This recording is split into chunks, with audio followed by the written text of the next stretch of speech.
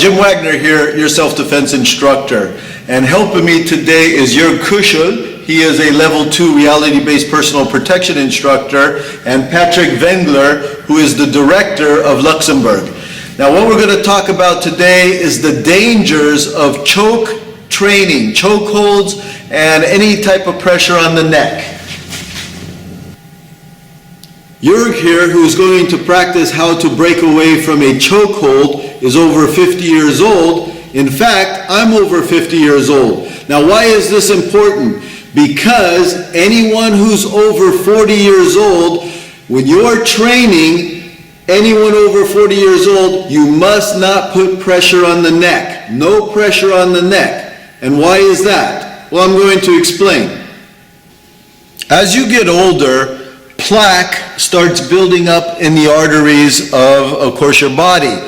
The carotid, near the heart, and this plaque, for the most part, goes unnoticed if you don't get an exam.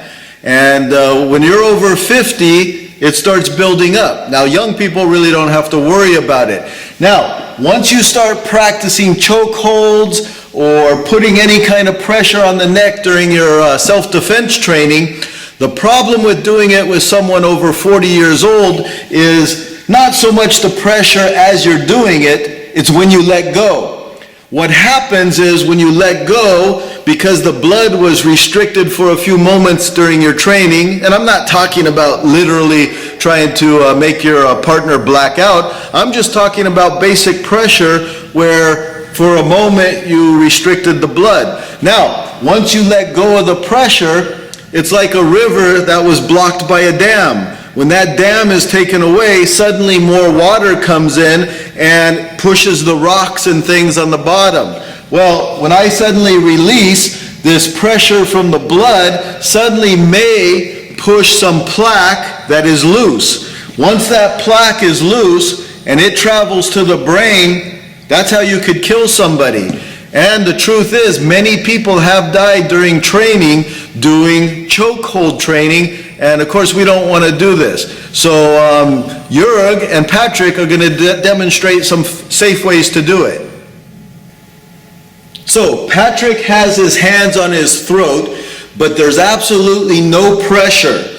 Now because Jörg is over 40, we don't want any of that restriction of his arteries or veins. And so he's still going to do this practice, he's still going to learn his reality-based technique, but he's basically just walking through the motions. And here he goes.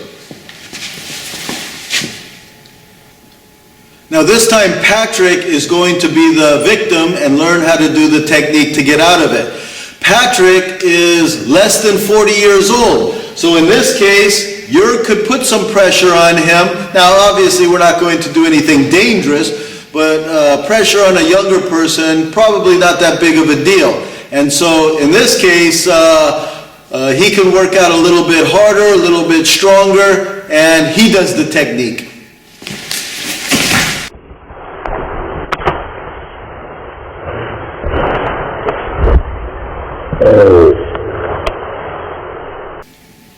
Now, as a reality-based instructor, I believe in reality-based training, but I do not believe in reality-based injuries or reality-based death. There's no reason to get someone hurt in training. So just keep in mind, 40 years old, no pressure on the neck. Just go through the motion. Younger people, not a problem. You don't want to end up dead in a training situation. I want to be able to survive on the streets and actually get to the fight. I don't want to die in training, and I don't want to see one of my students injured. So, be a hard target.